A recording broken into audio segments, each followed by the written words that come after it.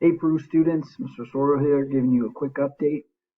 Just want to let you guys know that just because we're not making cool products and manufacturing at our school setting, doesn't mean our equipment has to stop. Currently, our 3D printers are busy working in their remote teaching location, aka my garage, to produce face shield headbands and then the face shield mask to help with the personal protective equipment PPE shortage that our hospitals and first responders and medical staff are in dire need of. This is a big movement that people are using 3D printers for, and I felt that our printers are just a valuable resource that were just sitting in the tech room, and now they're being put to good work.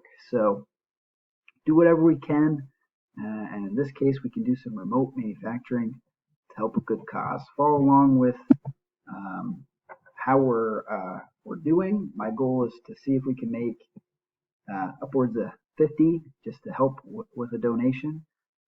And you can look and follow along on my Twitter account or on my webpage. We're at PERU CSD Tech.